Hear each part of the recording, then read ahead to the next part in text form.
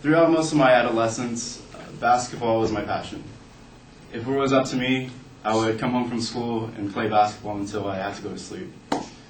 My parents understood how much basketball meant to me, and in some aspects they used this to do things that I didn't want to do.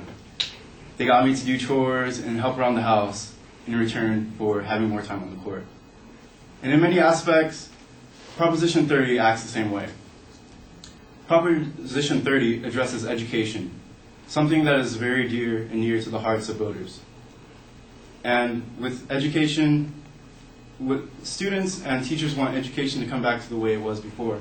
And in order to do this, Governor Brown has proposed that California voters need to pay higher taxes. Proposition 30 is an important proposition that affects everyone in this classroom. I'm sure you all have heard about Proposition 30. However, I'm not sure that you know of its financial implications, and as well as if the money generated through the revenue and tax cuts will actually reach our schools. This is important because our votes directly affect our school funding. In addition, it will also affect the fiscal future of California, as well as the financial implications of day-to-day activities. Opponent to Proposition 30, Mike Giese, the former director of the Department of Finance, states that Proposition 30's revenues will be sent towards non-educational funding. However, in this speech, I will inform you on where the money goes and how it will benefit funding. First, I'll inform you on the general fund and state budget. Second, I will inform you on Governor Brown's proposed tax increases and trigger cuts. And finally, I will inform you on how this generated revenue is set to hit the schools. So in order to understand this proposition, we first need to be familiar with the general fund. According to the Legislative Analysis Office, also known as the LAO, the general fund is mainly assets and liabilities that are not set for a specific fund. This means that it's funded through state taxes and personal income as well. And within this general fund, there's a small section dedicated just for education spending. In 1988, according to the LAO, voters voted on Proposition 98, also known as the California Institution Interaction Accountability Act. And in this act, the general fund has a set guaranteed minimum. This minimum is the least amount guaranteed for school funding.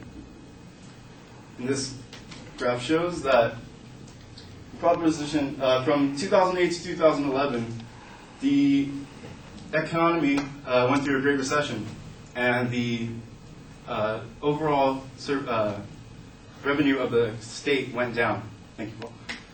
As this went down, so does the guaranteed minimum. The guaranteed minimum fluctuates with the overall revenue of the state.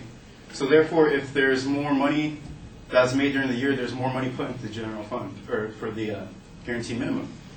And likewise, if there's less money made that year, less will go into the guaranteed minimum.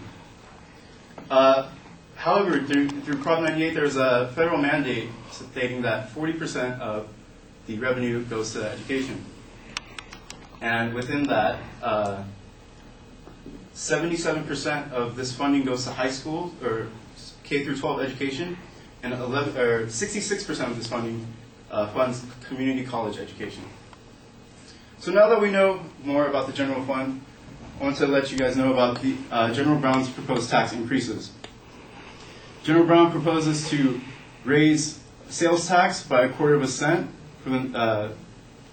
for everyone across the board, and he also seeks to raise income tax, personal income tax, on the wealthy of California, specifically those making $250,000 or more. So if you're making $250,000 to $300,000, your personal income tax will raise by 1%. Additionally, if you make between $300,000 and $500,000 a year, your income will raise 2%. And if you make over $500,000 a year, your personal income tax will raise by 3%. Now, this tax increase will last for 4 years for the 1/4 cent state sales tax increase, and the personal income tax increase will last for the next 7 years. Although proponents to Prop 30 say that the budget will, or revenue created through this will not go to towards the actual education sector of the department, cuts will be different depending on where the school goes. For instance, Los Angeles Unified School District Superintendent John Deasy states that if Proposition 30 does not pass, then his district alone will see $255 million in cuts for the next year. As I stated, the tax revenue increases. Now we can move forward to how this will affect us in the school. As I stated earlier, that the proposed tax increase and income tax increases are believed to generate revenue and put money back into the schools and balance the budget.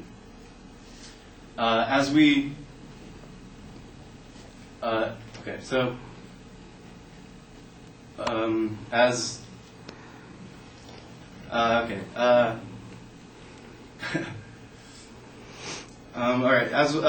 balance the budget.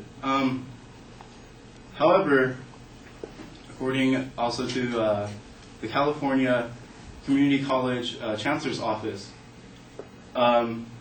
last year, 2011, 90% of students, or 90% of community colleges had full classes on the first day of school, leaving over 400,000 students waitlisted and ultimately not being able to get their classes. Without the funding from Prop 30, this will just add on to the detrimental effects of the future terms. But with the funding of Prop 30, this will add $6 million into the budget, the state budget, and it will not increase, there won't be increases through funding as far as we won't see it cuts on our tuition and things like that, but we will see a balance. That's the main key. We're trying to reform the deficit that we were set in, and this is what it's planning to do. We are at a crucial time as voters. Our budget is low, and it is up to us to decide whether or not we want to have a better chance in education, put ourselves in a better foot forward for the future. In this speech, I informed you on the general fund and the state revenue, informed you on Jerry Brown's tax initiatives, tax increases, and I also informed you on how this will be directly affected to us at the school level. I hope I advocate you all to go out to the polls and make your voice be heard. Thank you.